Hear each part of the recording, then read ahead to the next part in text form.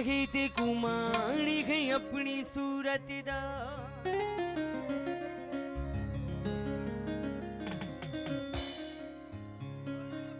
देख गरीबी मता छोड़ बनी मैं को खौफ गई अपनी गुर्बत दा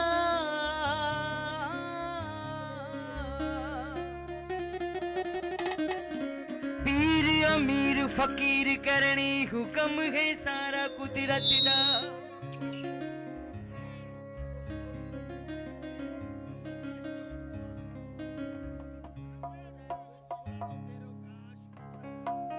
पुराणो देरो खां आयल मेहमान आशिक पिताफी उन्हनि जी ख़ासि फरमाइश आहे जेल सुपीडेंट पीर बख्श भट्टी साहब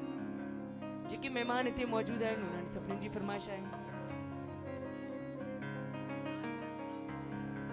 दिल भर ते को दुनिया चाहे ते कुमार गई अपनी सूरत दा देख गरीबी मता छोड़ बनी मैं को खौफ है अपनी गुर्बत दा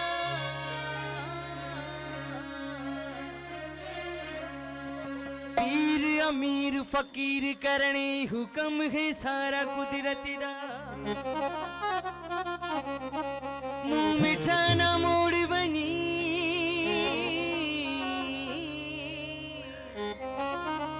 रखी भरम बुझल दी मोहब्बत दा